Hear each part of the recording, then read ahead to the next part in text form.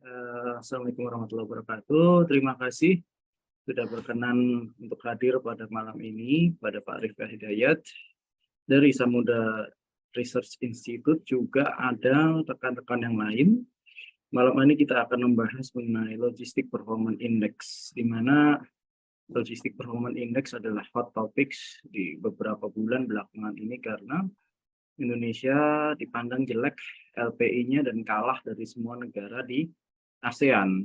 Ini agak sesuatu yang memalukan sendiri. Padahal kita tahu sendiri ya, tidak ada suatu perubahan yang terlalu drastis dari apa yang kita kerjakan. Tapi kenapa kita dipandang jelek dan membebani perekonomian nasional karena performa atau kinerja dunia logistik kita yang cukup jelek. Hadir malam ini adalah narasumber yang cukup kompeten di bidangnya, Bapak Rifka Hidayat dari Samudra Research Institute. Kebetulan beliau sangat membidangi sekali dalam bidang logistik dan sudah bertahun-tahun di dunia logistik. Mungkin waktu dan tempat kami persilahkan kepada Pak Rifka untuk melanjutkan. Monggo. Baik, terima kasih Pak Rizky. Assalamualaikum warahmatullahi wabarakatuh. Selamat malam Bapak Ibu semua yang saya hormati. Senang sekali dan bersyukur pada malam hari ini kita bisa bertemu kembali dalam forum yang disediakan oleh NCL Forum berupa diskusi ya di forum Zoom maupun YouTube, dan juga mungkin ada beberapa seri di seri podcast. Pada webinar yang ke-7 ini kita berkesempatan untuk membahas tentang Logistic Performance Index. Seperti yang disampaikan dalam pembukaan tadi oleh Pak Rizky, bahwa Indonesia mengalami penurunan poin atau peringkat ya dari tahun 2018 terakhir dilakukan pengukuran oleh World Bank, dan setelah hampir 5 tahun itu tidak dilakukan pengukuran, terakhir dilakukan pengukuran tahun 2018, kemudian dilakukan lagi di tahun 2022, dan dirilis pada awal tahun 2023. Ya, jadi pada kesempatan ini saya akan mohon izin untuk share beberapa slide yang mungkin nanti bisa juga harap bisa ada beberapa pancingan diskusi dari Bapak Ibu semua. Sudah bisa diterima dengan baik? Silakan Pak, sudah. Sudah full screen ya? Sudah. Oke, jadi dalam kondisi yang terakhir yaitu ada 6 kriteria yang disampaikan oleh pihak World Bank. Dan ini sifatnya adalah di seluruh dunia, dan mereka memeriksa sekitar 160-an negara di dunia, dan itu ada performance ya berupa 6 indikator, yaitu custom, infrastructure, kemudian tracking tracing, kemudian kemudahan untuk melaksanakan international shipments, dan kemudian juga logistik, service quality, dan juga timelines. Nah, pada kesempatan ini kita akan coba membahas, mudah-mudahan kita tidak bosan, karena mungkin ada ke dalam pengkhususan malam ini adalah terkait hal-hal yang sifatnya khusus kepada, terutama pada bidang tracking dalam asosiasi yang ada digeluti oleh NLC ini ya. Jadi diharapkan itu bisa memberikan gambaran atau deskripsi yang lebih baik ke depan, bagaimana merangkai sebuah tatanan sistem logistik nasional yang bisa diharapkan untuk mendongkrak performan bukan hanya dalam sifat pelaporan ataupun hasil riset ataupun survei yang dilakukan oleh lembaga survei termasuk lembaga internasional, tetapi juga bisa benar-benar secara realisasinya bisa berkontribusi pada penerjemahan supply chain yang lebih baik, sehingga itu juga bisa berdampak positif pada semua aspek kehidupan, terutama yaitu jalur distribusi, kemudian juga berjasa pada memaintain atau bahkan menurunkan level inflasi, sehingga akan meningkatkan spending power atau kemampuan daya beli dari masyarakat. Ya. Saya lanjutkan di halaman kedua. Sudah berpindah Pak halamannya? Belum. Belum ya? Oke, mungkin bisa.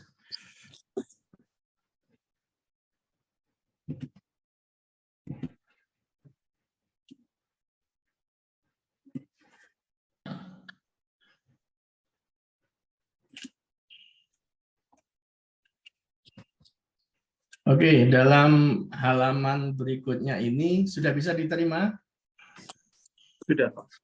Ya, jadi secara umum apa yang kita tekuni sebenarnya diharapkan juga selaras atau inline atau tidak menciderai atau against dari beberapa value yang sebenarnya sudah disepakati oleh segenap pimpinan negara melalui forum di Sustainable Development Goals. Ini ada 17 nilai atau item yang sudah disepakati di tahun 2016 akhir dan berusaha diimplementasikan di awal tahun 2017 sampai saat ini.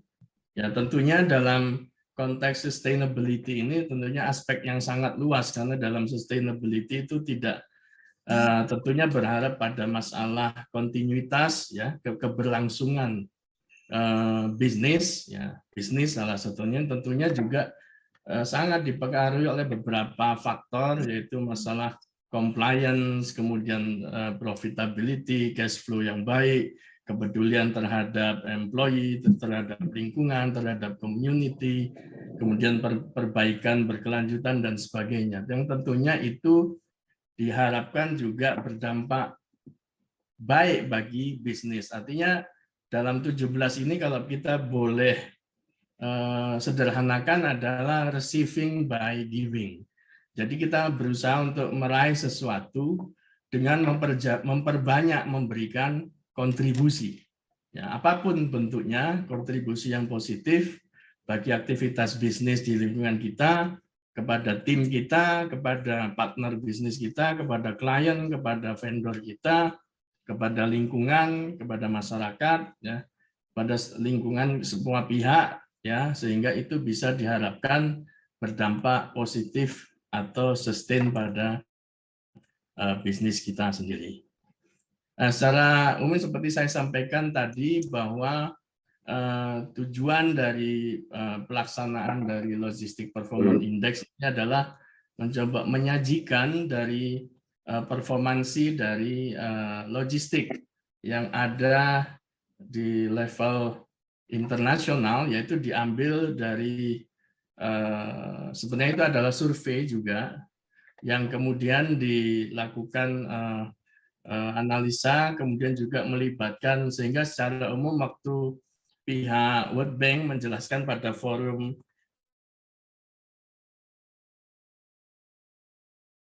Logistic Index Performance Presenternya Ms. Numia menyampaikan bahwa di dalam penerjemahan ini adalah sifatnya adalah seperti common, bahwa itu adalah perception yang dialami, ya, atau yang dirasakan atau yang pernah dilakukan oleh para multinational company dalam rangka melaksanakan fungsi bisnisnya yang menggunakan jasa atau peranan dari logistik industri di suatu negara, yang kemudian memberikan persepsi atas apa yang dia rasakan, apa yang dia alami, apa yang dia hadapi terhadap pelayanan dari logistik provider di suatu negara. Jadi itu sifatnya tentunya adalah sifatnya seperti itu, tetapi bagaimanapun itu harus disikapi dengan dewasa, ya, sehingga dalam penerjemahan berikutnya itu bisa memberikan hal-hal yang lebih baik untuk melihat lebih dalam apa saja sebenarnya faktor-faktor yang bisa mempengaruhi perbaikan atau improvement dari performance logistik index di Indonesia. Tetapi tidak hanya berhenti di situ, tapi bisa juga seperti yang disampaikan di awal tadi, benar-benar bisa memberikan realisasi dari improvement yang sesungguhnya dalam melakukan proses supply chain secara utuh. Di dalamnya juga ada aktivitas logistik. Ini adalah proses yang dilakukan oleh pihak World Bank, jadi dia melakukan survei, dan seperti saya sampaikan tadi, tapi di dalamnya juga ada beberapa proses yang berdasar pada big data yang dia ambil dari beberapa shipping line, ya, worldwide shipping line, kemudian juga airline, dan juga yang sifatnya adalah postal base, yaitu yang berbasis pada tiap-tiap kota atau distrik yang ada yang menggunakan sistem postal yang ada di kota itu. Ya, jadi dia kumpulkan dari big data itu, dikombinasikan dengan survei yang diperoleh, sehingga memperoleh penggambaran yang sifatnya berupa Logistic Performance Index. Ya, ini kita sampaikan bahwa itu ada 3 kelompok, yaitu data, sumbernya, dan juga size atau coverage yang diambil, ya, berupa itu ada tracking data, kemudian juga Global Postal Data International Express, dan juga parcel yang di managed by Postal Service, kemudian juga berdasar pada Air Will Bill data IATA, dan juga ship tracking data. Nah, dan secara umum itu cukup berperan di dalam, artinya tidak hanya semata-mata survei, tapi juga dikombinasikan dengan segenap data yang berbasis pada proses big data yang diambil dari segenap atau representasi dari para pelaku atau operator bisnis di bidang logistik. Dan ini kemudian dikelompokkan berdasarkan kelompok performance yang mereka membagi menjadi 5 kelompok dalam 6 komponen tadi, ya, dibagi menjadi 5, yaitu yang bottom quantile, second, third, fourth, dan yang paling atas, ya, yaitu melibatkan 6 komponen tadi, yaitu custom, kemudian tracking tracing, kemudian international shipment, kemudian logistic performance, dan yang sifatnya kemudian dikelompokkan seperti pada graf di layar. Apakah sudah berpindah, Bapak Ibu? Slide-nya? Belum, Pak. Belum, Pak. Mohon maaf ya. Kadang kalau dilakukan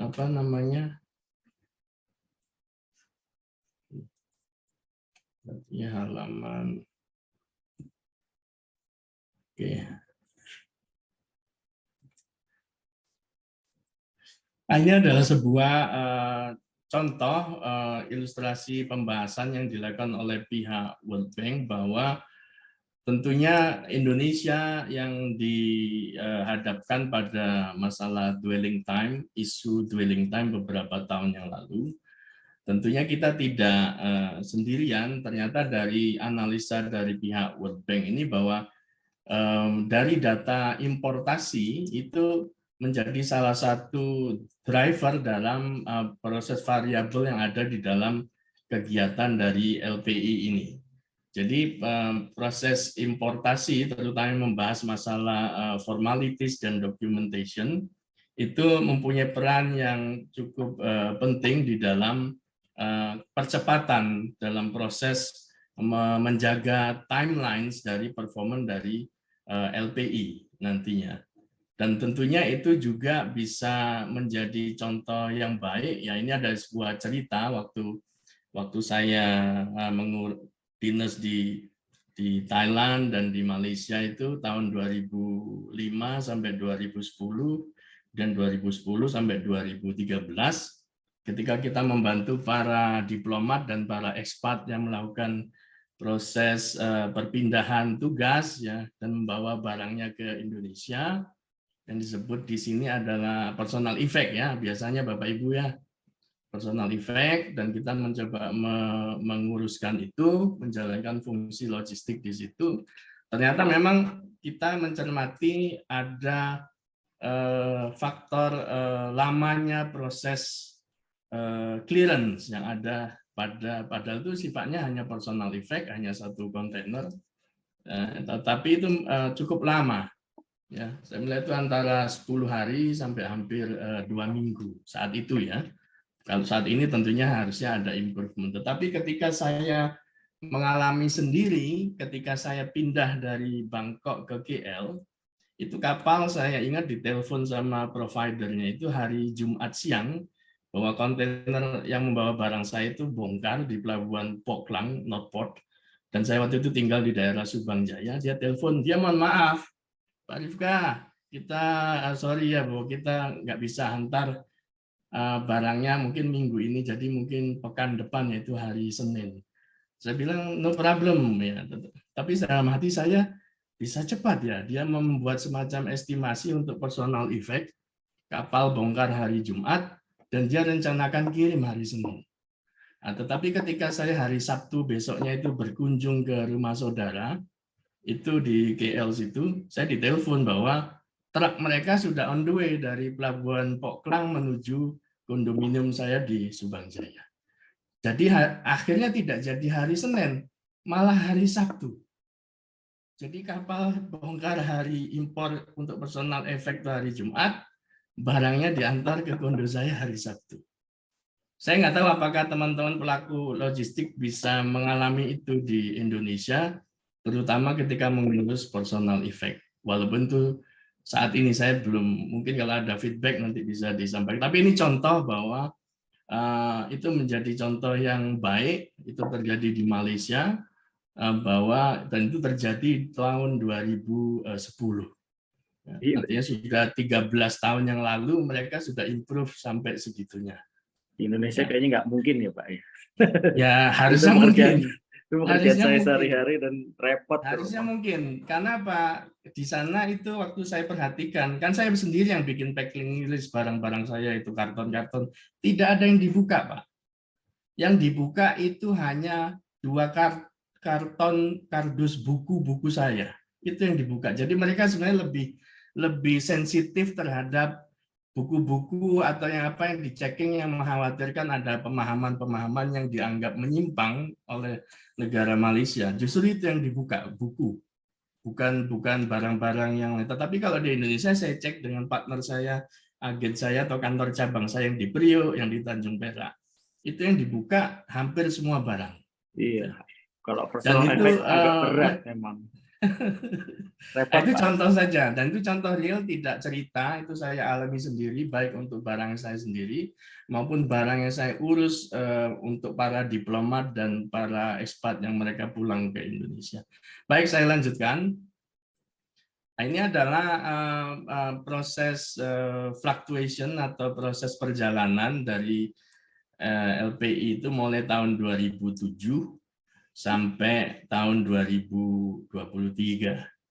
Jadi kita sebenarnya menurunnya tipis, cuma 0,15 ya indeksnya dibanding terakhir 2018, tetapi dampaknya kita turun 17 peringkat. Intinya kita turun dari saat ini peringkat 61.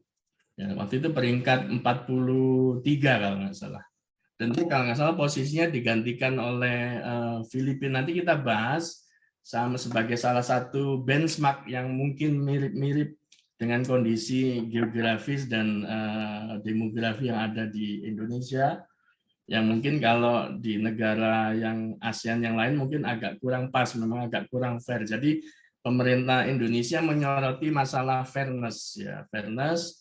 Ya, tetapi kan bagaimana setiap ukuran dijadikan untuk tailor-made bagi sesuatu yang objek yang berbeda dibikin tailor-made kan jadi standarisasinya tidak masuk gitu. Maka harus dibikin standar walaupun tentunya itu ada catatan-catatan tapi polanya memang harus standar begitu ya. Kebetulan kayak contoh Singapura atau negara-negara lain sifatnya lebih kecil negaranya, tentunya mempunyai advantage yang lebih banyak dibanding Indonesia. Tapi itu nanti kita bahas. Ya. Nah, ini adalah kalau dibedah lagi dari total yang ada untuk indeksnya, ini kita pecah lagi menjadi 6. Tiap komponen kita lihat bahwa mohon maaf, yang gambar warna merah paling atas itu adalah berbicara timeliness. Jadi sebenarnya timeliness kita juga relatively bagus, tetapi juga mengalami penurunan. Dari 2018 itu hampir 3,5, lalu turun 3,7 ya, itu turun ke 3,3 gitu. Turun Jadi semua ya Pak ya?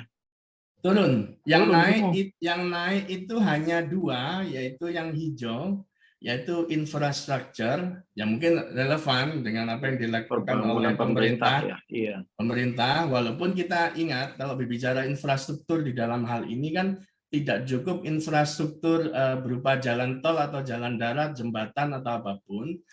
Tapi ingat ya, mohon maaf, mungkin saya tidak cantumkan tertulis, tapi saya sampaikan saja secara verbal. Ingat kasus BTS, ya. BTS itu kan dan itu Indonesia mengalami itu, berhentinya BTS tahun 2019 atau awal 2020 udah mulai berhenti karena ada penyimpangan sampai hampir memasuki tahun 2023. Jadi kan kita hampir stop, itu tidak ada pembangunan BTS sama sekali dari transformasi 2G menjadi 4G. Sementara pada saat isu global, semua orang diminta untuk digitalize, untuk e-commerce dalam semua Internet of Things ya di seluruh dunia. Itu semua orang melakukan itu, ya. Tapi kebetulan pada saat pandemi COVID, keharusan melakukan semua yang bersifat Internet of Things menjadi sesuatu yang sangat necessity. Bukan hanya pengiriman barang, sampai orang sekolah pun harus online. Ke kantor pun harus, kerja kantor pun harus online. WFH atau WFA sekarang. Work from anywhere. Kita lihat seluruh dunia mengimprove dirinya untuk infrastruktur di connection di internet. Tetapi Indonesia pada saat itu boleh dikatakan nyaris berhenti. Ada sekitar 9.000 desa yang harusnya dipasangkan dari 2G transfer menjadi 4G, tetapi tidak bisa terlaksana. Apakah ini juga mempunyai dampak yang secara tidak langsung, karena secara infrastruktur fisik yang bisa kasat mata berupa jalan, tol, segala macam naik. Tetapi connectivity yang berupa Internet of Things itu menjadi terhambat karena pembangunan BTS hampir 3 tahun tidak ada. Sementara negara lain, terutama Filipina, segala macam, itu mereka improve banyak untuk pengembangan infrastruktur koneksi internet. Pak, ini saya lihat, ini yang kuning ini, custom ini naiknya cukup bagus Pak ya? Custom cukup bagus karena ada peran NLA dan juga ada fungsi di dalamnya INAPOTNET segala macam. Secara dokumentasi itu memang menyumbang bagus, Pak. Tetapi ingat, jumlah pelabuhan di Indonesia itu kan 2.300. Baik itu yang BUP atau yang TUKS ataupun yang Tersus ataupun pelabuhan kecil lainnya yang mungkin belum terdata, itu hampir 2.300 pelabuhan atau terminal lah, bukan pelabuhan, terminal. Sementara yang baru di-checking kan itu sekitar berapa itu, 39 atau 34 gitu yang sudah masuk NLA ini. Kuesioner masuk survei itu Pak ya? Ya, bukan, yang sudah melaksanakan fungsi dari NLA, National Logistic Environment, yang merupakan bagian integral dari proses yang dilakukan oleh INSW, yang sekarang jadi LNSW. Di dalamnya ada komponen National Logistic Environment dan di dalamnya lagi ada komponennya INAPOTNET dan segala macam. Itu memang cukup improve, cukup baik. Tetapi kalau itu belum menjangkau segenap sampai pelosok, ya menjadi tracking tracing kita yang memang baik. Jelek. Kita lihat yang warna magenta. Magenta itu antara ungu dan pink ya. itu dari posisi 3,3 kita turun menjadi 3,0. Tracking and tracing.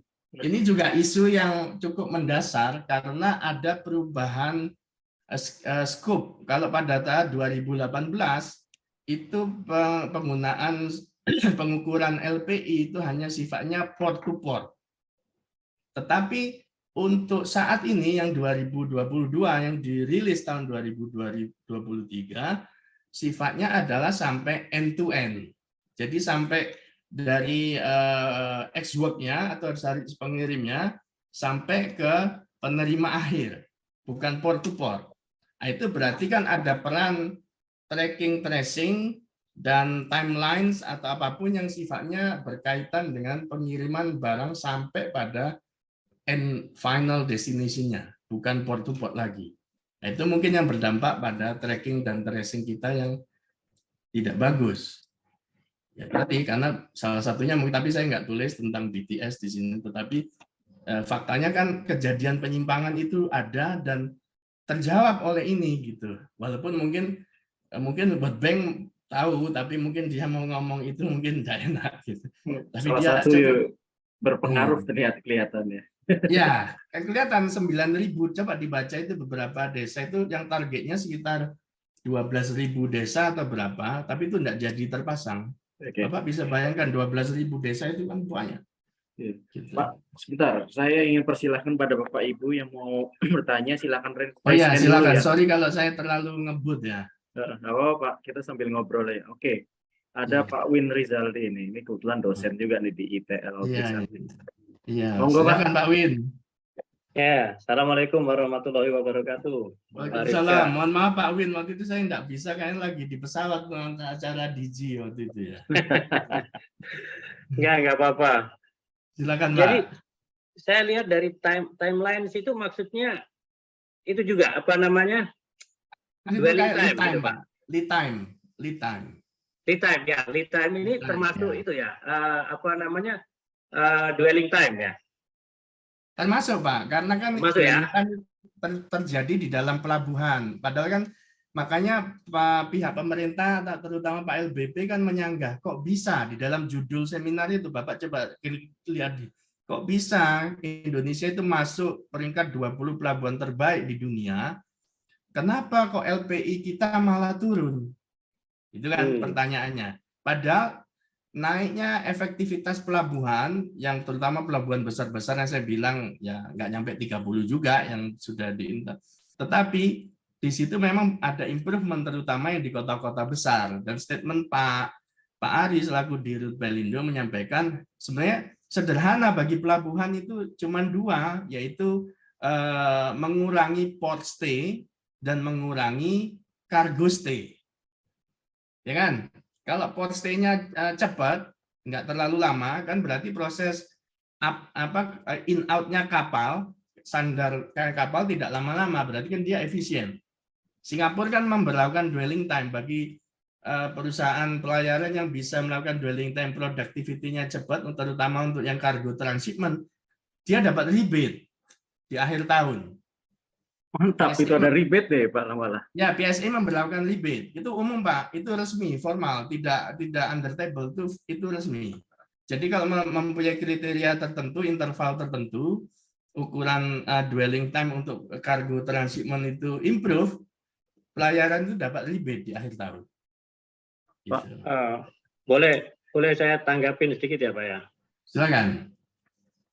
Ini analisa saya ya. Kemungkinan mungkin belum semuanya seragam ini ya, SOP-nya ini ya. Ya.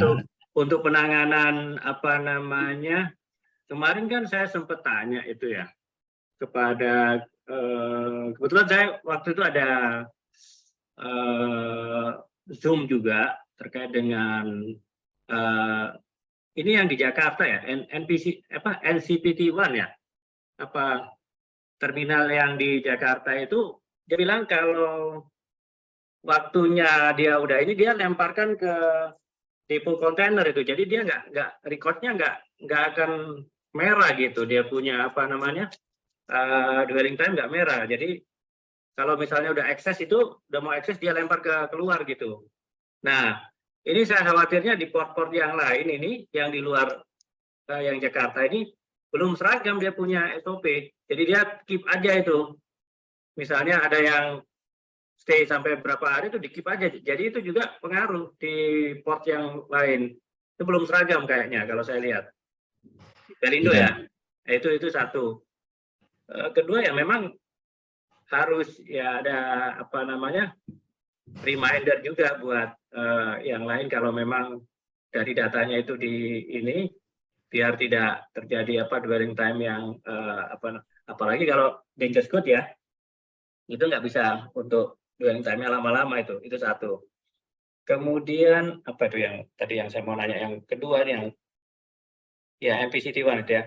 Kemudian satu lagi yang magenta ini apa ya? Tracking, tracing. Ini berarti juga masalah digital juga ini ya, belum apa namanya, aplikasinya belum menyeluruh ini sehingga benar. Belum terintegrasi, jadi kayaknya menurun ini. Kan tadi kan Bapak bilang end to end-nya itu berarti ada yang link-nya putus itu ya. Jadi kalau kemarin yang port to port mungkin dia masih oke. Begitu dia masuk ke door to door langsung turun ini, drop. Ini berarti ada link yang putus digitalnya nih. Gitu, menurut saya nih, analisa saya nih ya. Ini nanti tolong dikoreksi kalau salah. Ini dua aja nih yang saya lihatin, yang merah sama yang ungu ini, yang magenta. Itu Pak. Baik, terima kasih Pak Win. Kan kita pahami, seperti yang saya sampaikan tadi, jumlah terminal di Indonesia itu kan 2.300 Pak ya. Walaupun itu ya memang benar, belum seragam semua sistemnya, karena kan setiap daerah kan punya keterbatasan dan operator di terminal kan belum tentu Pelindo, Pak. Bisa swasta, bisa ini. Jadi sistemnya kan pasti beda-beda ya. Walaupun sebenarnya secara NLE ya kehendaknya itu semua ingin distandarisasi dan ini bagus sebenarnya, semua dituntut untuk comply dengan itu. Sehingga nanti ketika ada proses, sebenarnya harusnya tidak hanya berpikir mengejar indeks yang lebih baik, harusnya bukan begitu, tetapi itu adalah bagian dari dampak dari performan yang sesungguhnya sehingga dituangkan dalam sebuah report atau analisa atau hasil survei gitu kan ya, sehingga menjadi terjemahan yang seperti itu gitu. Kemudian kalau berbicara yang masalah digitalisasi, ya memang benar, satu yang tadi terkait konektivitas, ya, mau ngomong digitalisasi kan tidak bisa kalau tidak connect. Terus yang kedua, itu juga ada hubungannya dengan logistik competence. Ya, jadi kita lihat yang warna ungu itu kan turun juga dari 3,1 turun ke 2,9. Ya, jadi yang turun itu adalah logistik competence. Jadi misalkan kalau Bapak Ibu punya office di Jakarta atau Surabaya, kota besar, connectivity-nya bagus. Tapi bagaimana dengan cabang Bapak atau agen bahkan? Misalkan di Maluku sana, di Namlea atau di mana di Papua sana, kemudian di Ternate atau di mana ya, yang intinya atau di Nias sana. Kita kan kapabilitasnya beda gitu. Apalagi kalau dia agen, bukan cabang. Jadi namanya agen ya dia hanya bertindak sesuai kemampuan dia dan kalau bisa seefisien mungkin gitu. Dan itu berdampak pada tadi logistik kompetensi yang juga berdampak pada connectivity dan juga tracking tracing. Oke. Jadi saling berkaitan Pak Win ya. Ada pertanyaan dari Bapak Mif Jaya sudah sempat raise hand. Bapak Mif Jaya mungkin. Malam Pak. Silakan Pak. Ya, namanya siapa Pak? Mohon maaf Pak. Muhammad Mif Jaya Pak. Jaya aja Pak. Seperti biasa. Jaya. Oke. Ya, Pak. Silakan Pak. Pertanyaan saya gini. Data yang diambil adalah data dari pelabuhan-pelabuhan atau main port, minimal second port lah, untuk pelabuhan-pelabuhan kargo kontainer, kargo-kargo breakable, atau kargo-kargo yang regular digunakan atau regular berseliweran ekspor impor di Indonesia. Tapi mungkin kalau dari data ekspor untuk bulk kargo seperti batu bara, nikel dan lain-lain yang punya, kalau dia pakai Xbox, berarti kan dia port yang awalnya dia tidak bisa dihitung karena yang terhitung di BL itu adalah encourage Ya. atau pot loadingnya. Ya. Nah, kalau misalnya itu diperbaiki, mungkin bisa memperbaiki performa karena bisa jadi di Xbox untuk pelabuhan-pelabuhan sub pendukung yang bukan dari main pod-nya itu bisa lebih cepat, cuma karena keterbatasan sarana dan prasarana di main pod, ya encourage yang lambat, itu yang mungkin jadi dampaknya di situ, Pak. Seperti itu, Pak. Terima kasih, Pak. Ya, terima kasih Pak Jaya. Jadi memang ada benarnya yang disampaikan Bapak, yang walaupun dalam penelitian World Bank ini, mereka sebenarnya lebih memfokuskan memang pada yang sifatnya containerized, ya, yang mungkin secara standarisasi yang sifatnya standar di level internasional kan yang diterapkan di hampir setiap negara di dunia ya relatif standar ya penggunaan containerized ya. Walaupun sebenarnya memang aktivitas kargo kan tidak hanya containerized dan itu ada hal-hal lain seperti disampaikan tadi ada batu bara atau brick bulk atau apapun. Ya, kalaupun brick bulk mungkin yang sifatnya mungkin kargo-kargo brick bulk yang mungkin sifatnya adalah non batu bara atau non bulk gitu ya. Jadi tapi tetap penerbitan BL-nya itu bisa sampai kepada end-to-end ya, yang sifatnya mungkin ngirim pipa atau genset atau apa spare part untuk migas atau mining yang kemudian bisa diterjemahkan dalam BL yang kemudian ditranslate kepada house BL kepada logistik company pun bisa menjadi konektivitas sampai end-to-end. Saya pikir itu Pak Jaya jawaban saya dan memang secara umum pemerintah ya harusnya konsisten atau komitmen gitu. Harusnya kalau memang sudah menetapkan program, sudah berlangsung secara perencanaannya begitu ya harusnya diteruskan dengan baik, jangan dihentikan gitu. Karena kalau enggak nanti ya itu tadi kembali lagi karena dalam contoh-contoh realisasinya pun ya kita mohon maaf masih melihat kalau kita bicara surat izin berlayar saja di dunia keagenan kapal atau shipping. Itu kan sebenarnya sudah ada menu, bisa saja diciptakan menu atau satu modul untuk print out atau approval secara online, tetapi secara praktikal belum. Jadi kalau secara upload data atau apa itu bisa, tetapi begitu semua verifikasi terjadi, begitu mau approve dan print out itu agen harus menghadap ke kantor KSOP atau Sabanda. Dan itu kan itu sudah agak lari dari tujuan yang sebenarnya harusnya. Gitu.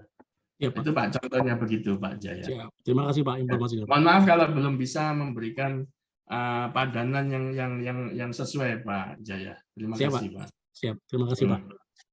Oke. Kita Boleh saya lanjut? Monggo lanjut aja dulu ya Pak ya. Baik. Baik. Ini pertanyaan lanjut berikutnya nanti ya. Ya. Aduh macet lagi nih. Lanjut Pak, monggo. Oke, moga-moga. Sebentar ya.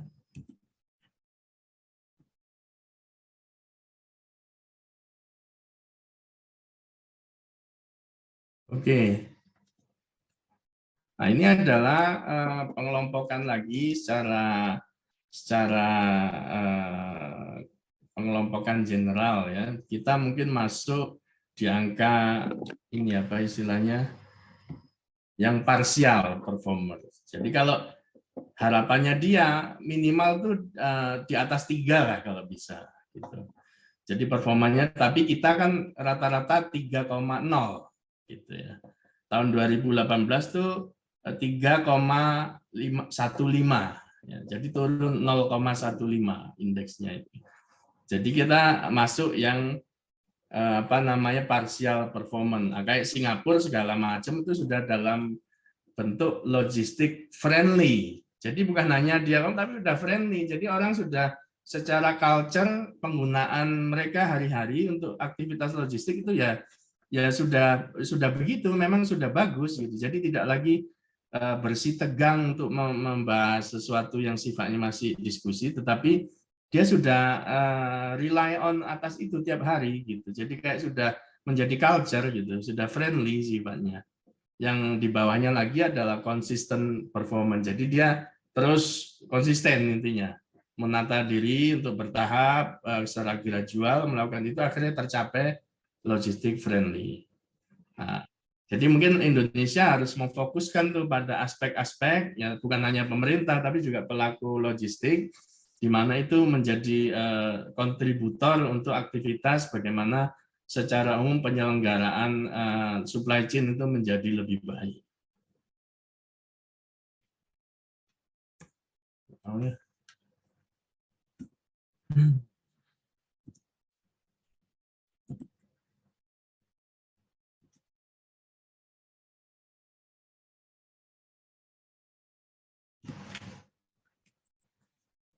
Ya, ini ada beberapa uraian yang kita bisa lihat bersama di ASEAN. Ada beberapa yang negara yang mungkin masih di bawahnya Indonesia ya, tapi itu mungkin tidak ditulis kayak Laos, yang Kambodia, yang secara umum memang masih di bawah Indonesia. Tetapi kita mungkin tidak agak jauh mungkin sama, bahkan jauh sama sekali kalau Singapura, tetapi paling tidak kita tidak perlu melihat kondisi-kondisi yang seperti itu, tetapi bagaimana untuk kita sendiri paling nggak benchmark terdekat siapa ya. Kalaupun sama Thailand sama Malaysia pun mungkin agak jauh. Kenapa? Secara geografis dia relatively agak sebuah hamparan gitu ya, hamparan benua, hampir benua lah, tapi tidak seperti Indonesia yang sifatnya terdistribusi oleh pulau-pulau gitu ya. Jadi Ini secara umum saya perhatikan Indonesia baru tahun ini kalah dari Filipina loh Pak sebenarnya. kalah. Makanya kita baru mau survei kali ini. bahas ya, kalah sama Filipina. Jadi saya Ya. agak gimana gitu. Cuman ya mungkin secara jujur kalah, tapi ya mungkin juknya adalah mohon maaf. Di lembaga World Bank itu kan banyak orang Filipina, India. Gitu. India juga melejit ya. Jadi mohon maaf ini hanya juga aja. Tapi secara umum itu membuat persepsi kan atas segenap laporannya. Oke, jadi dampak negatifnya tentunya nanti meningkatkan biaya produksi, menurunkan daya saing. Ya akhirnya orang jadi malas untuk investasi, meningkatnya harga barang, menurunkan kepuasan konsumen dan segala macam gitu ya. Jadi secara umum seperti itu ya. Nah, ini adalah sama masih penerjemahan tadi. Nah, ini adalah sama juga, cuman dalam tampilan yang berbeda, tapi komponennya tetap sama, yaitu 6 indikator ya. Nah, sekarang kita coba berbicara NLA. Bagaimana penerjemahannya nanti ke arah ini perbaikan atau improvement biaya logistik. Cuman begini maksudnya murah mahal tuh menjadi ada semi joke juga kan di itu. Kalau logistiknya murah banget, bagaimana dapat untung kan gitu. Jadi artinya kita juga sebenarnya saya mau ada diskursus juga menyampaikan kepada segenap asosiasi yang ada. Kan Bapak Ibu kalau baca jurnal atau berita itu ada perusahaan manufacturer yang berbasis consumer goods ya, itu sampai bagi dividen hampir 5 triliun. Coba dibaca ini. Ada itu di Indonesia bagi dividen hampir 5 triliun. Itu bagi dividen loh, belum berbicara NIBT atau NIAT, net profit after tax atau before tax, itu bagi dividen. Jadi kita melihat bahwa dalam aspek manufaktur, ketika sebuah manufaktur itu sudah sangat besar dan punya sistem yang sangat baik, maka dia memperlakukan supply chain-nya menjadi sangat efisien. Dan kita para pelaku logistik, terutama transportasi, itu menjadi bagian di dalamnya yang dituntut untuk efisien. Sehingga pada hasil akhir dari performance dari perusahaan manufaktur itu, akhirnya dia bisa membuat profit yang sangat bagus. Bukan profit saja hanya untuk perusahaan, tapi juga untuk pemegang saham yang berupa dividen tadi yang hampir 5 triliun tadi. Bagi dividennya hampir 5 triliun. Jadi itu adalah sebuah gambaran bahwa jangan-jangan sebenarnya ya faktanya memang begitu masih tinggi, tapi tinggi itu bukan karena dinikmati oleh perusahaan logistik, bukan. Tetapi saya melihat lebih pada komponen cost yang harus dipenuhi oleh pelaku logistik di Indonesia. Saya masih di Kaltim ini kebetulan 3 hari yang lalu saya masih melihat banyak truk. Nanti mungkin videonya saya kasih ke Pak Rizky. Itu truk masih antri di dekat Karyango, di dekat pelabuhan KKT itu. Walaupun itu SPBU baru ada di KKT di dekat Karyango situ. Sebelumnya kan di kilometer 8 dan 18 yang khusus untuk pengisian BBM bersubsidi untuk solar. Ya. Tetapi ini adalah SPBU baru, tapi masih ngantri juga. Jadi memang ya dalam faktor yang sebelumnya memang ngantri ya, tetapi karena jumlahnya belum banyak, karena ada proyek IKN segala macam, truk tambah banyak. Jadi harusnya juga bukan hanya jumlah SPBU-nya yang ditambah, tetapi juga mungkin kuota yang harus ditambah. Nah, itu adalah contoh bahwa bicara apapun, mau Internet of Things, connectivity, tapi kalau BBM aja masih ngantri, padahal semua orang sudah berbicara energi terbarukan, kita masih berkutat pada masalah antrinya BBM bersubsidi. Jadi itu menjadi PR, itu faktanya memang masih ngantri gitu. Mungkin di Jawa tidak, tetapi bagi rekan-rekan yang ada di luar Jawa, dan saya melihat sendiri di Kaltim, di Balikpapan itu masih ngantri. Di Kaltara pun waktu saya dinas di sana beberapa bulan yang lalu, ada demo juga untuk antrian BBM angkutan solar pakai solar bersubsidi, antri juga sama. Jadi sebenarnya itu adalah cerminan bagaimana kita bergelut dengan problem-problem harian seperti itu, yang padahal itu sangat berpengaruh bagi performan logistik yang ada. Ini ada contoh lagi ya, tapi ini yang 2018 ya.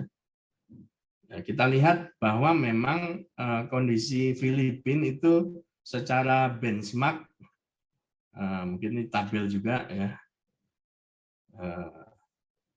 Indonesia ini yang saya kasih tanda merah ini posisi Indonesia. Ya. Jadi LPI skornya 3, didapat dari segenap rangkaian 6 indikator tadi, ada yang naik, ada yang turun, tapi mayoritas memang turun. Yang naik sedikit itu custom sama infrastructure. Walaupun seperti saya sampaikan tadi, infrastrukturnya kan bukan hanya jalan atau jembatan ya, tapi juga konektivitas itu kan juga disebut infrastruktur kalau di dunia Internet of Things. Ya, sebenarnya kondisi real kalau kita berbicara ya memang kondisi geografis kita yang tersebar ya. Kita punya 17.000 pulau, dan untuk pulau-pulau yang relatif kecil kita tidak berbicara yang terluar, yang 3T ya. Itu adalah berbicara economic of scale tentunya. Jadi kalau kita berbicara economic of scale, berarti tidak ada kapal besar yang akan singgah di situ untuk mengangkut, terutama yang sifatnya adalah consumer goods. Ya. Jadi pasti ada kapal kecil. Jadi dari bisa impor barang itu dari luar negeri masuk Jakarta atau Surabaya, kemudian custom di Surabaya selesai, di handling lagi, di restaffing ke kontainer domestik, masuk ke pelabuhan yang kalau tadi pelabuhan utama, sekarang masuk ke pelabuhan pengumpul, misalkan di Makassar atau Balikpapan atau mana. Kemudian habis itu untuk menjangkau pulau-pulau yang lebih kecil lagi kan harus di-rework lagi, dibongkar lagi, gunakan moda transport yang lain. Jadi sebenarnya secara umum itu sangat berpengaruh pada tingginya biaya logistik. Jadi secara faktual memang itu menjadi kurang menguntungkan bagi Indonesia. Lain halnya dengan Singapura sama Poklang, posisinya dia sudah di situ. Saya ambil contoh yang kedua, di Kaltim ini juga banyak stok cangkang sawit melimpah, tapi itu nggak bisa dijual untuk ekspor. Kenapa? Karena nggak kompetitif. Selama kapalnya masih menggunakan rute yang lewat Selat Malaka atau Selat Natuna Cina Selatan itu enggak bisa. Karena kan dia harus transit dulu dari itu ke Jawa dulu, habis itu baru naik transit lagi. Sementara komoditas itu melimpah ada juga di Malaysia. Yang kalau dari Malaysia tidak perlu transit lagi, dia sudah langsung bisa ocean going, kecuali kita menggunakan kapal bak yang melewati Alki 2. yaitu Selat Makassar langsung ke Far East. Itu mungkin masih bisa compete. Tapi kalau menggunakan yang skala yang lebih kecil pakai containerized atau apapun, ya itu pasti nggak akan compete, nggak akan bisa compete. Kemudian yang kedua adalah kondisi imbalance trade antara Jawa dan luar Jawa. Nah, ini mungkin nanti bisa jadi diskusi penggunaan space yang keluar penuh. Ya kita lihat misal kapal Roro misalkan, yang mungkin kapal besar misalnya DLU ya itu dari Surabaya atau dari Jakarta ke misalnya ke Balikpapan atau kemana, rata-rata kalau dari Jawa penuh, tapi begitu keluar dari sana baik truknya maupun kapalnya agak kosong pasti. Kita nggak berbicara hari raya dan hari besar ya, kita berbicara yang normal itu pasti kosong. Kalau dari northbound-nya ke southbound sini pasti kosong. Sama juga kapal peti kemas juga gitu. Begitu berangkat dari Jawa full, tapi begitu baliknya mungkin hanya 20% load factor-nya atau 30%, sisanya kosong, repo. Nah, itu juga berdampak pada tingginya biaya logistik. Yang ketiga adalah tadi, karena perpindahan itu akhirnya melibatkan banyak transshipment, melibatkan banyak handling, dan melibatkan banyak moda transport. Itu kan belum cukup hanya per kapal aja, begitu nyampe sana pelabuhan itu masih tracking lagi itu. Wah. Jadi kita bisa membayangkan betapa mahalnya logistik, biaya logistik, bukan karena, dan itu tidak dinikmati karena memang faktualnya daerahnya jauh dan itu multi transshipment. Jadi tiap-tiap komponen pelaku logistiknya ada, hanya menikmati sedikit. Tapi secara in total angka absolutnya menjadi mahal. Sehingga dibilang logistik biaya tinggi, dituduh, ya memang tinggi, tetapi bukan berarti para pelaku logistik menikmati tingginya itu, kan itu dibagi banyak pihak.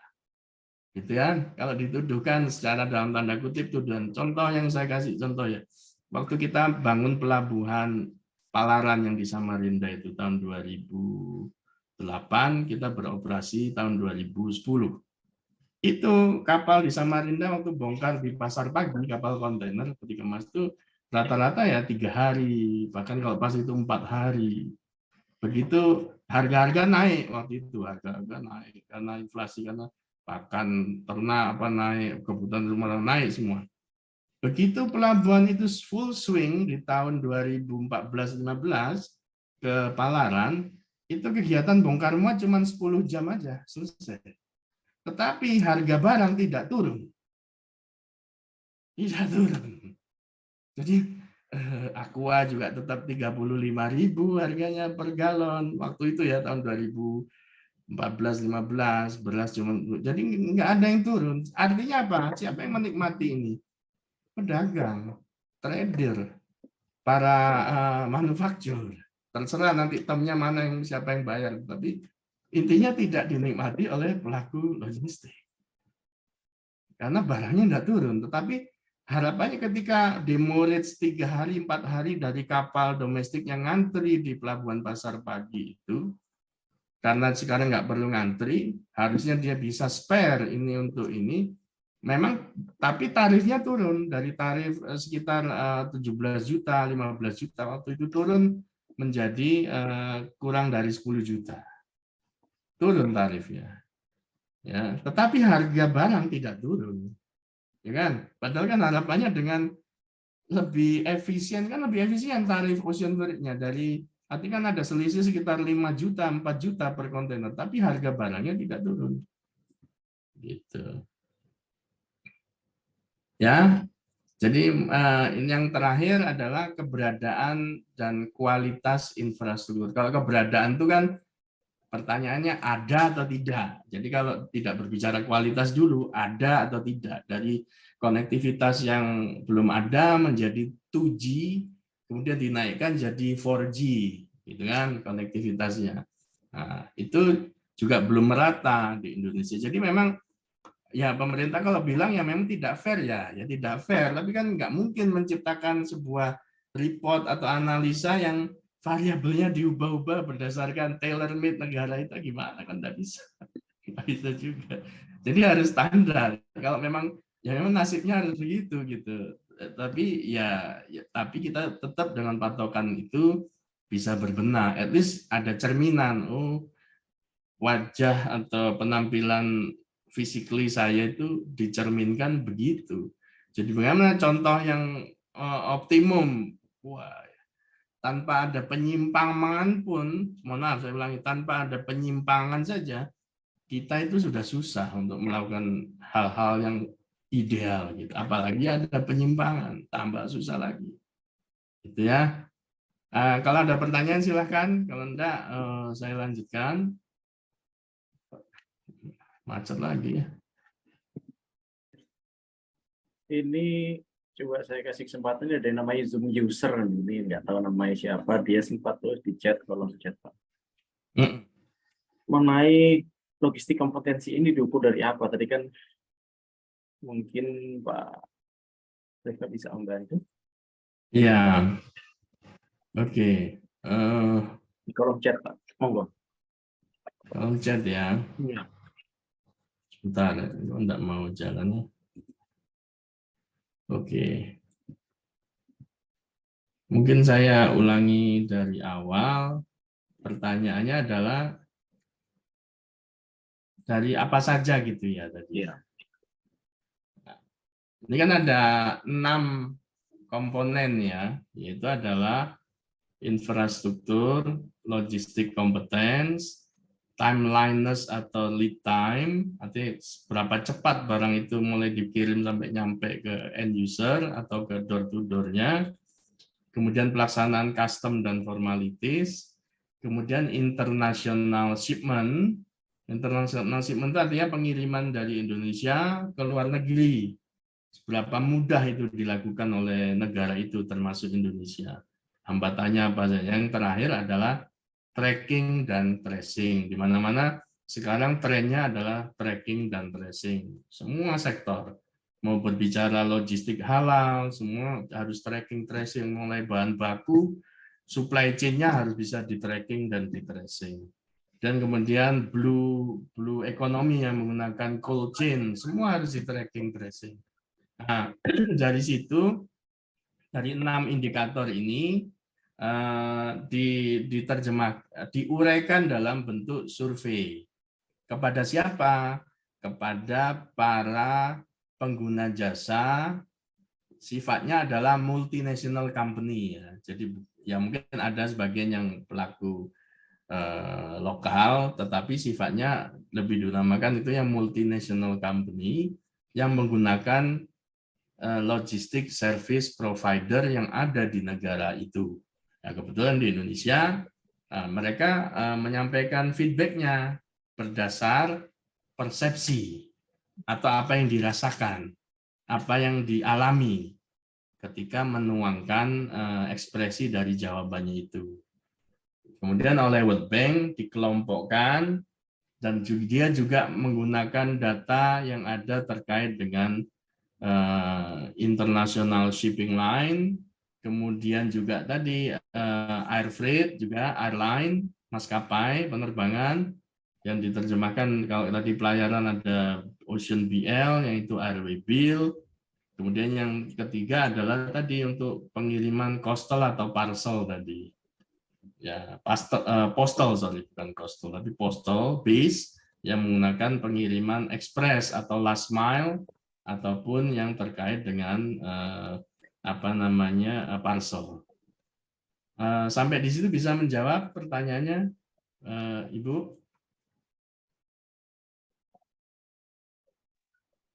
Mungkin kita lanjut dulu, Pak. Oke. Nah, ini mungkin agak relevan dengan kawan-kawan ini. Ini sesuai apa yang disampaikan oleh Santoso et al. Tahun 2021. Kita berbicara porsi biaya logistik, itu dibagi 3, yaitu ada transport, yang kedua adalah inventory, tentunya ada warehouse. Di situ ada warehouse, cold storage, dan handlingnya. Jadi bukan hanya storage-nya, tapi handlingnya juga, dan yang ketiga adalah admin dan formalities. Nah, itu disampaikan bahwa ya itu mungkin sesuai fakta juga bahwa transport itu porsinya 47,12%, Sementara inventory dan handling itu 47,22, dan yang terakhir adalah admin kecil saja. Ya. Tapi kalau transport itu dibedah lagi, transport darat itu porsinya jauh lebih besar dari laut. Tentunya ini berbicara ukuran yang relatif sama, yaitu menggunakan tonnase atau menggunakan tonnase atau menggunakan unit meter kubik atau apa. Mohon maaf Pak, masih ngajar ya Pak. Ya. Ya. Jadi itu kira-kira apa yang bisa kita nanti mungkin bicarakan, bahwa sektor transportasi darat itu mempunyai porsi yang besar, gitu ya. Tetapi pertanyaannya kembali lagi, apakah itu dinikmati oleh para pelaku transport darat? Sesuai pengalaman saya dan banyak pihak, sepertinya enggak. Mohon maaf, justru yang lebih happy pengemudinya. Kalau truk besar ya, terutama truk besar yang trailer ya, yang main long haul. Kalau saya dulu mengoperasikan trailer kami di Cilincing itu, saya lebih prefer untuk operasional long haul. Long haul itu ke Sumatera, ke Surabaya, itu lebih make money dibanding yang jarak dekat yang Jabodetabek gitu ya. Jadi sebenarnya yang katanya lebih happy drivernya dibanding juragannya. Itu joknya begitu, Pak. Saya kembalikan ke teman-teman, apakah memang faktanya begitu? Karena juga saya pernah mengalami. Jadi problem untuk berbicara di atas armada darat itu problemnya kompleks juga. Tadi awal mula BBM aja udah kita kadang kalau di daerah tentu udah pusing. Teman-teman di Jawa mungkin enggak, tapi di daerah menghadapi PR lain lagi tambahannya. Terus harga spare part, harga ban terus naik. Terus kemudian kalau apa istilahnya fasilitasi kredit itu kan juga tidak bersahabat lah gitu ya. Jadi angkanya hanya kalau berbicara masalah usia dari fleet itu usia 0 sampai 4 itu MNR memang kecil, tapi yang terbesar adalah installment, bunga, dan penyusutan. Di tengah usia 4 sampai 7 atau 8, nah itu masa goldennya itu. MNR belum begitu banyak, ada tapi belum banyak, installment, bunga bank atau sebagian penyusutan sudah tutup, sudah tidak ada. Jadi agak disitulah mulai menikmati ya, usia 8 tahun ke atas itu sudah nilai buku mau nggak ada, tetapi MNR sama apa itu kalau ganti mesin itu apa overhaul kan harus dilakukan gitu, dan itu besar gitu. Jadi faktanya para pelaku transportasi tidak menikmati ini gitu. Belum lagi ngurusi pengemudinya, lain lagi pusingnya gitu. Itu kan saya menyampaikan itu, apakah itu masih menjadi faktual yang bisa masih dialami atau tidak ya, mungkin Bapak Ibu lebih paham. Kalau ada diskusi silakan Pak. Ini dengerin pembicaraan atau penjelasan Pak Rifka jujur malah pusing sendiri saya. Nah. Oke, selanjutnya kita dengarkan, mungkin Pak Riki mau nanya, itu sudah sekalian daripada nulis mendingan nanya aja lagi Pak Riki. Silakan. Tidak bisa diukur secara global Malaysia ya betul, seperti yang saya sampaikan tadi Pak, bahwa itu tadi Pak Riki, bahwa kenapa pemerintah Indonesia agak sensi ya dalam tanda kutip dengan hasil survei. Cuman masalahnya kan walaupun survei sifatnya general, tetapi ini kan diumumkan ke seluruh dunia dan orang melihat siapa yang mengumumkan, World Bank. Bukan lembaga World Bank, kan menjadi against dari kita yang ayo investment masuk. Ternyata ini kan menjadi agak penghambat gitu ya. Kebakaran jenggot lah tepatnya. Agak sensi jadi government gitu ya. Lain halnya ya memang tadi memang apa ya, contohnya kayak penggunaan Selat Malaka yang menikmati sebenarnya siapa, kan itu 3 orang free, tidak saling membayar ya, tapi yang paling menikmati ya Singapura, nomor 2 yang menikmati siapa, Malaysia. Mereka punya pelabuhan yang kelas dunia semua. Indonesia di sisi Sumatera ada, tapi sifatnya untuk level feeder, bukan international terminal, bukan hanya untuk feedering, untuk bahan baku gitu. Kenapa? Karena mungkin dulu Raffles sudah tahu bahwa dia men-set up itu semua berdasar para investor yang ada di Eropa segala macam menanamkan industrinya di perkebunannya di Sumatera, tetapi untuk transhipment kargonya dan pengolahannya mungkin di Malaysia, sehingga industri-industri besar ada di situ gitu. Ya kan perusahaan sawit apa sebenarnya memang kita Indonesia paling besar, tapi investornya kan ya Malaysia gitu. Jadi secara umum tetapi ketika kargo itu naik turun kapal melewati Selat Malaka, karena 3 orang ya sepakat nggak usah saling bayar, tapi dari tidak saling bayar itu yang diuntungkan ya Malaysia sama Singapura. Indonesia memanfaatkan juga, tapi tidak semasif mereka. Itu ada sekitar hampir 100.000 kapal in out yang melewati Selat Malaka itu dalam setahun, hampir 100.000. Dan itu tidak bisa dimanfaatkan untuk kita dapat semacam ini. Karena sepakat 3 orang tidak saling membayar. Sekarang pertanyaan nanti kalau itu di Alki 2, tidak ada negara lain. Itu Indonesia semua tuh. Sisi sini Kalimantan, sini Sulawesi, bawahnya adalah Selat Bali atau Selat Lombok. Itu kan Indonesia semua, nggak ada negara lain. Apa kita bisa manfaatkan itu nanti? Saat ini terusan Suez airnya lagi surut. Nanti itu ada potensial bottleneck itu. Nah, itu siapa yang nanti dilewati ini? Apakah akan menambah lewatnya ke Selat Malaka atau menambah lewat selat ini Alki 2 ini? Nah, itu coba kita bisa lebih ini ya, lebih strategik ya melihat ini gitu. Oke, saya lanjutkan. Masih macet ini ya.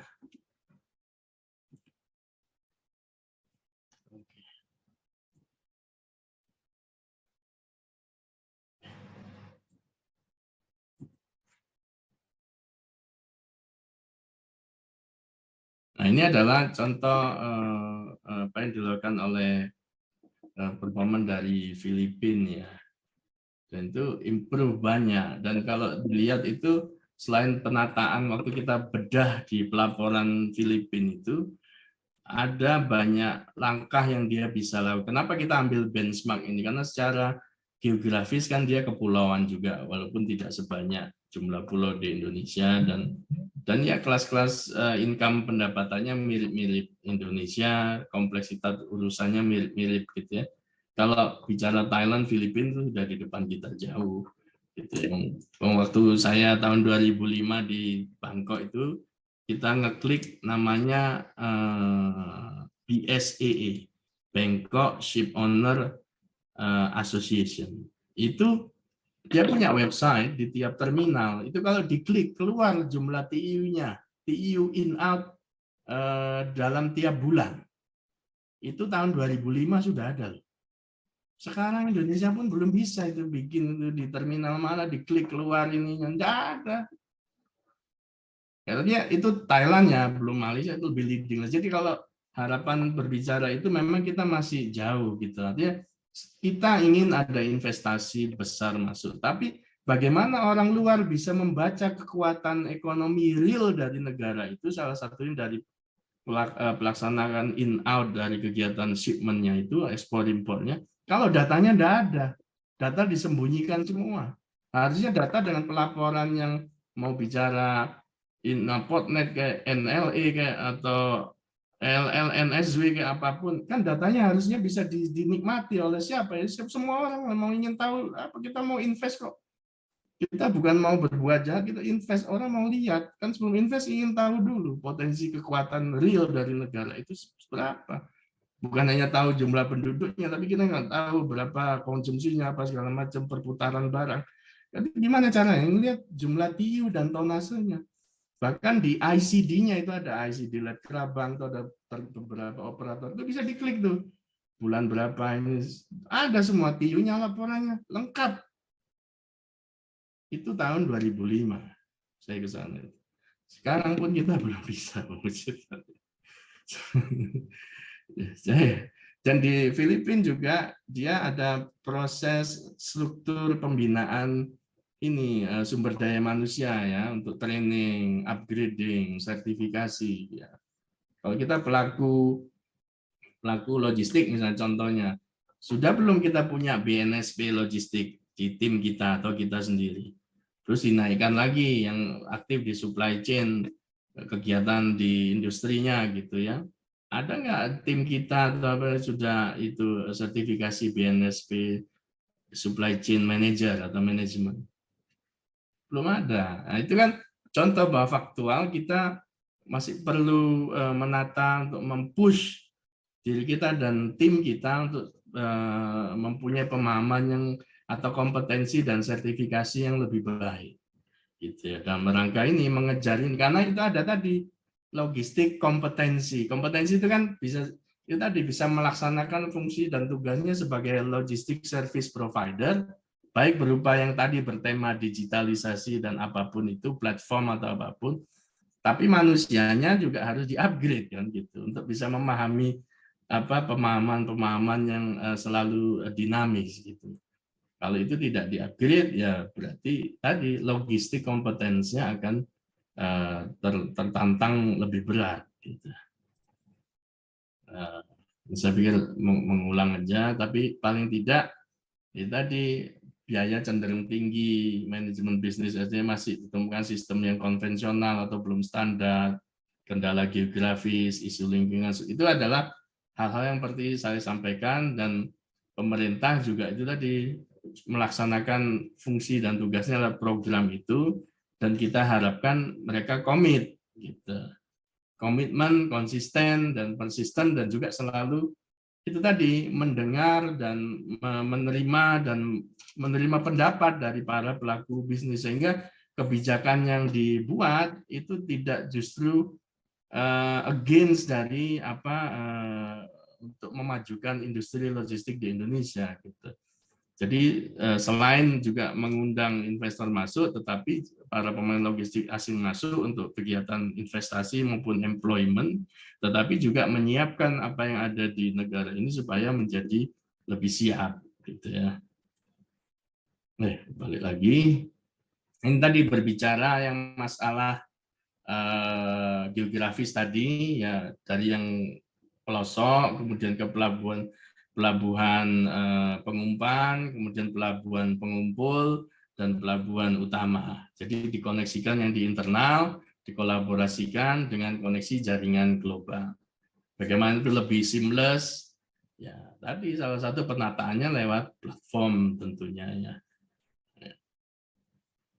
Nah, kemudian juga pengembangan kawasan ekonomi khusus ya.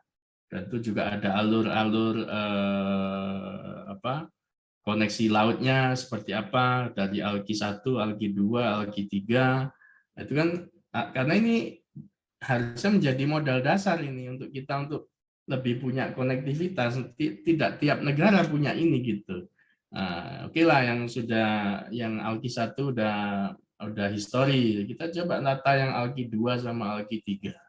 Bagaimana ini kita bisa manfaatkan dari segenap industrialisasi yang ada di daerah itu, kemudian dari sisi logistik potensinya bisa digarap atau tidak. Gitu. Ini adalah program wilayah yang dilayari oleh angkutan kontainer maupun ro-ro oleh swasta nasional ya, baik yang tadi untuk yang di pelabuhan utama, pelabuhan pengumpul maupun pelabuhan pengumpan. Nah, ini adalah tadi bicara masalah komponen kalau di India, Cina atau di Asia lah itu logistik cost itu sekitar 16-20. Indonesia saat ini masih 23%. Kemudian aktivitas 3PL masih kecil, artinya masih bisa dikembangkan lagi memang untuk Asia. Kemudian Amerika logistik cost ya sekitar itu 9-10%, Eropa 10%, Jepang juga 11%. Jadi secara umum memang negara-negara itu memang ya lebih siap untuk menata diri secara sistem, secara standaris, kompetensi segala macam permodalan juga mereka kuat sehingga secara umum bisa menata lebih cepat. Memang secara SDM juga lebih kuat gitu. Tapi bukan berarti ya kita tidak, ini artinya apa yang dilakukan Pak Rizky dan asosiasi ini juga baik untuk kita tetap mempunyai pemahaman-pemahaman yang lebih baik ya, untuk saling berdiskusi dan menyampaikan apa hal yang dipahami gitu ya.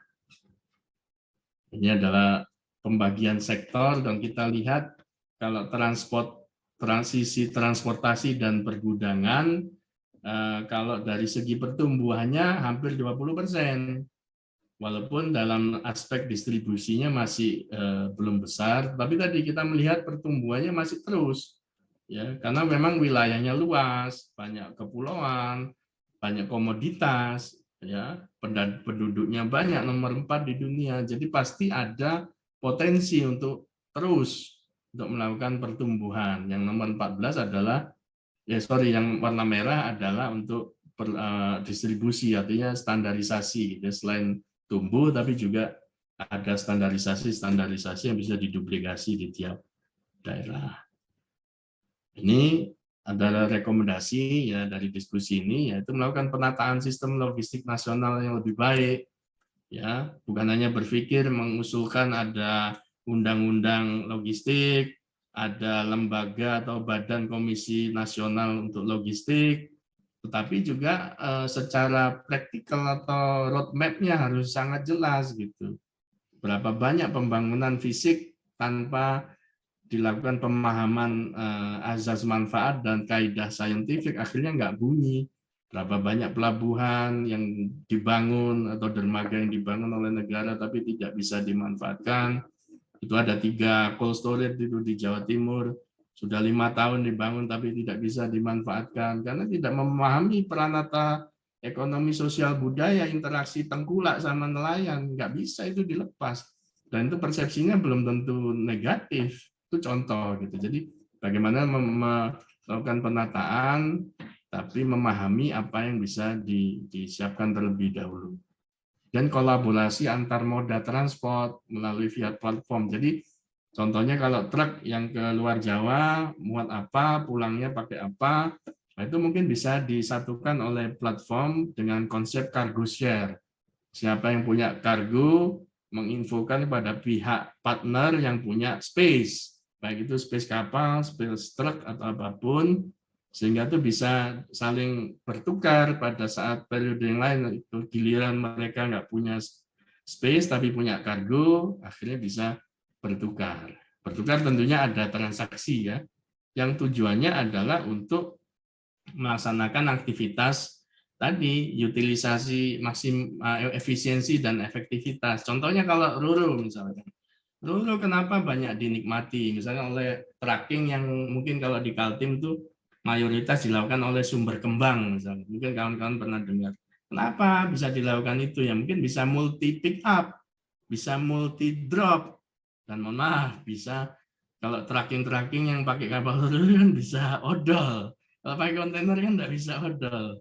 Nah itu kan hal-hal yang mungkin fleksibilitas itu ya walaupun untuk beberapa hal baik, tapi juga harus ada penertiban gitu dalam rangka safety ya.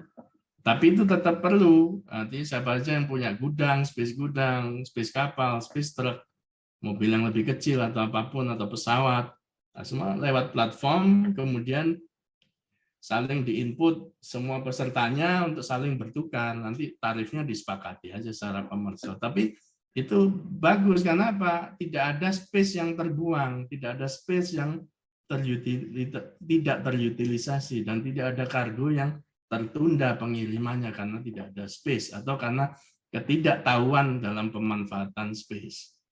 Gitu ya. Kemudian yang ketiga adalah ini training, upgrading, sertifikasi bagi tim atau pelaku logistik. Ya, salah satunya model begini diskusi ya. Tapi itu dari itu diharapkan ada semangat yang lebih kencang lagi untuk menata diri dan menaikkan kompetensi ya. Yang terakhir ya itu tadi kembali lagi peningkatan kuantitas dan kualitas infrastruktur. Tapi sekali lagi dalam era digitalisasi ini tentunya Tidak hanya berpikir infrastruktur jalan, tol, jembatan, segala macam, irigasi atau apapun fasilitas, tapi juga konektivitas dari internet. Ya. Karena kalau nggak ada itu percuma bicara digitalisasi, nggak ada koneksinya, nggak ada BTS-nya, ya mungkin satelit, makanya kan itu dirancang untuk nambah terus ya satelit. Ya. Tapi tentunya itu juga punya space-space yang bisa dimanfaatkan penggunaannya bagi pelaku e-commerce atau bisnis yang bergerak di bidang logistik. Ini ada contoh saja dari pembahasan sebelumnya tadi, ya dari pelabuhan utama, pengumpul, kemudian pengumpan. Ini contohnya untuk kegiatan tol laut. Tol laut memang sifatnya subsidi, jadi pemerintah tinggal selain bermain di level downstream juga di upstreamnya, jadi dalam proses pengangkutannya juga disubsidi. Tadi sebagian penggunaan BBM juga disubsidi. Ya memang masih awal harus disubsidi, karena kalau enggak kan tidak ada nanti proses ini sampai pada saat tertentu dia dicabut, tapi tetap dipindah kepada tempat lain yang lebih membutuhkan. Karena ada peran swasta yang sudah masuk, misalkan. Itu kan seperti itu memang pentahapannya. Ini upaya tadi yang sudah saya sampaikan, tapi ini lebih detail bahwa porsi dari biaya logistik kita adalah 23% dari PDB. Dan kalau tarif naik ini mungkin karena ini masih waktu itu tulisannya masih terkait COVID ya, jadi harusnya dikecualikan karena sepanjang saya aktif di kegiatan shipping line ya, hampir jarang ya atau menikmati posisi yang 2,5 tahun kemarin itu. Biasanya pasti merugi pelayaran. Berapa banyak pelayaran yang besar yang udah mati. Ada Hanjin, ada MIC, pada itu BUMN-nya Malaysia itu MIC mati. Ya, ada siapa Coyang mati, ada siapa lagi itu bukan ada beberapa ya itu mati gitu. Ya karena apa ya merugi gitu. Jadi tidak sustain ya. Hanya yang tadi juga ada intinya harus konsisten dan komitmen gitu. Apa yang sudah dilakukan baik ya udah diteruskan, dipercepat, diperluas gitu. Nah. Contoh-contoh implementasi dari sektor di pemerintah. Artinya ini menjadi peluang juga, menjadi challenge juga bagi kita untuk di sektor logistik ya. Ya, secara umum ini Pak Rizky, apa yang bisa saya sampaikan, kalau masih ada waktu atau ada kesempatan ini kita bisa melaksanakan diskusi atau menerima feedback dari para peserta, dari Bapak Ibu. Waktu saya kembalikan ke Pak Rizky. Ya. Terima kasih Pak Rifka. Ya. Saya bilang pembicaraan cukup menarik, tapi ya menohok juga dengerin ya Pak ya. Iya. Tapi kita dari NLC mencoba membantu lah, karena paling enggak NLC punya visi di mana kita ingin. Nah ini rekomendasi nih Pak, yang rekomendasi itu Pak. Tadi yang mana? Yang rekomendasi tadi. Nah ini dari NLC mencoba membantu, paling enggak nomor 1 sama nomor 4 nggak mungkin lah ya. Tapi nomor 2 dan nomor 3 ini yang kita memang fokus di dunia itu, di mana kolaborasi ya, dan antar moda, di mana di NLC itu ada sistemnya sudah saling promosikan. Kalau ada truk kosong dan mencari muatan itu sudah bisa kemana-mana. Itu memang salah satu tujuan kami. Dan training and upgrading ya ini salah satu bentuknya Pak. Kita nggak mungkin bisa ya secara masif, tapi kita dalam langkah kecil dulu lah Pak itu Pak. Ya cukup terbantu mungkin, tapi ya semoga kedepannya kita bisa lebih baik lagi. Bapak Ibu yang mau bertanya silahkan, waktu dan tempat dipersilahkan, langsung open mic saja, langsung open speaker saja, ditanyakan apa yang mau disampaikan atau mungkin ada yang kurang. Dan menambahkan statementnya Pak Rizky tadi terkait kolaborasi tadi yang saling mengiklankan, tapi kan itu belum tertata dalam satu platform Pak. Belum Pak. Kita lagi usahakan Pak. Agak berani meninggalkan ego, bagaimana semua sepakat di dalam satu platform, masuk semua membernya siapapun itu.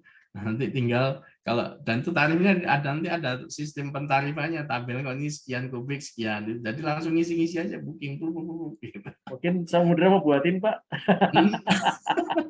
Ini kita ngomongin investasi besar Pak. Saya sempat hitung-hitung ya ampun ini.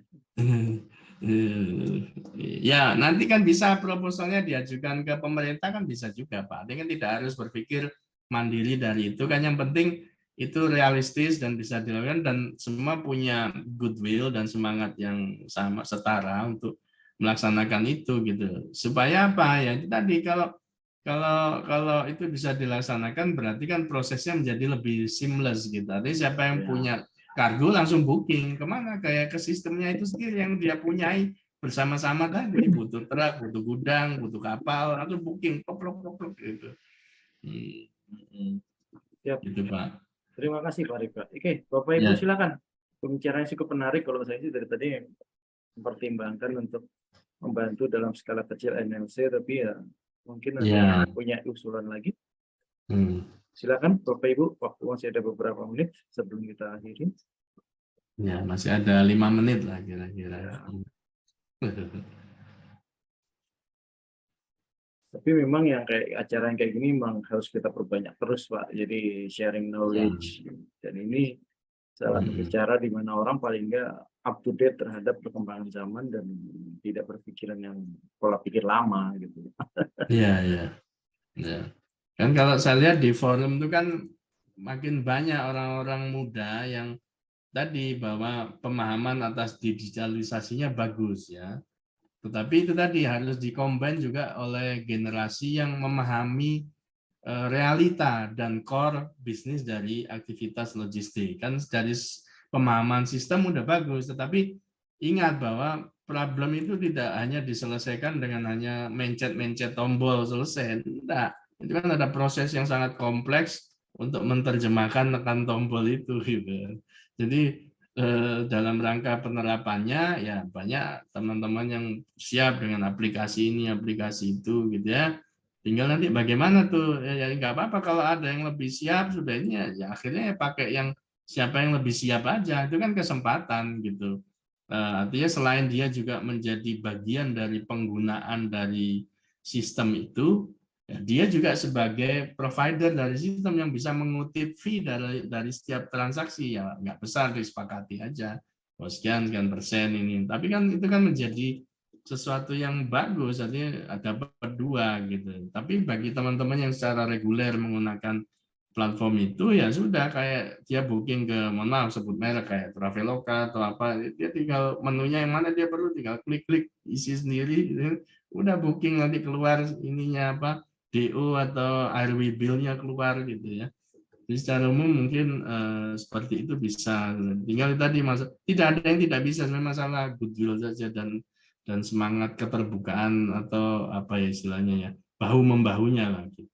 Ya kan bisa gitu. Iya Pak, tapi ya itu tadi kalau Bapak menyebut aplikasi contohnya ya mohon maaf saya sebut juga Traveloka itu dibuat oleh swasta dan bukan oleh pemerintah dan jadinya sangat enak sekali.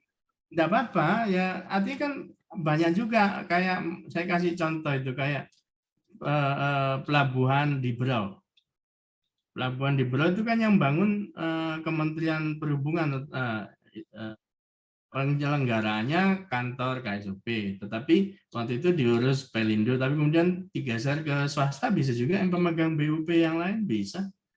Gitu. Artinya negara yang bangun, terus contoh tadi di Jawa Timur cold storage yang bangun pemerintah KKP, kemudian yang diserah terimakan kepada Pemda atau Dinas Perikanan setempat, kemudian itu diserahkan kepada koperasi punya fleksibilitas untuk melakukan deal dengan swasta manapun, kan sama saja. Tinggal ini tadi tinggal meyakinkan kepada government, bukan hanya masalah membantu masalah inflasi kan, kalau istilahnya negara itu kan dia sangat sensitif dengan inflasi.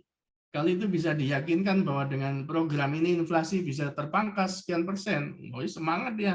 Kan itu terkait dengan isu populis dan popularitas dia gitu. Yang pertama, yang kedua, kita ingin ingin inline-kan dengan aplikasi mereka, mau INSW, NLE, semua menyatu, jadi tracking tracing oleh government menjadi lebih utuh, lebih seamless gitu. Mereka pasti mau, tapi Pak, kita punya ngajukan anggaran. Nah, nanti apakah itu tadi lewat badan yang namanya tadi ada Badan Logistik Nasional atau apa, nantinya dianggap sebagai ya juri lah atau fasilitator gitu. Kalau memang tidak mau oleh swasta murni, ya, tapi kan tetap nanti pasti ada operatornya. Operatornya tentunya bidding, tender atau lelang kan gitu.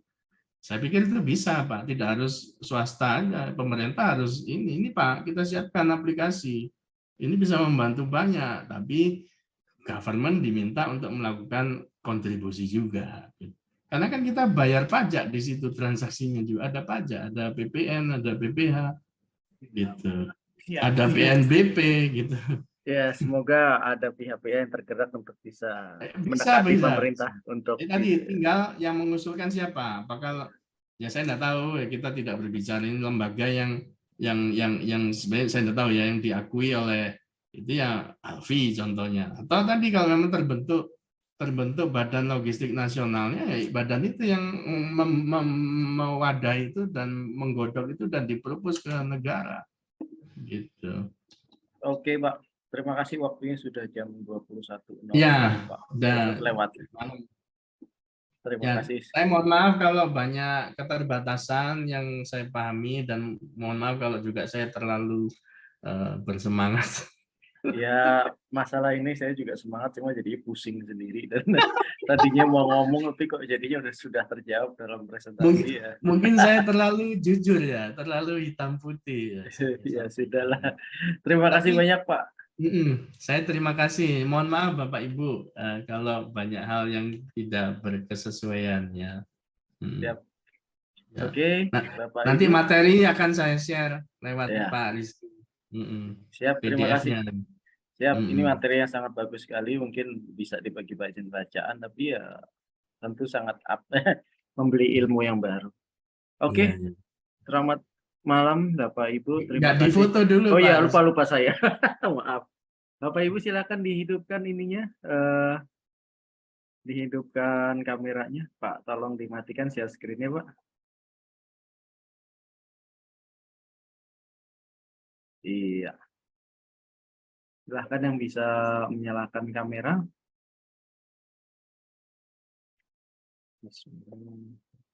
Saya akan mulai, silahkan Bapak Ibu.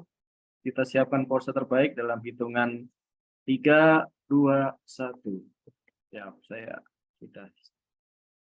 saya sudah simpan. Terima kasih. Selamat malam sudah mengikuti webinar Terima kasih, ini. Pak. Terima kasih, Pak. Terima kasih, Pak. Ya. Terima kasih, Pak. Saya tutup ya, izin saya tutup Bapak Ibu. Siap. Ya.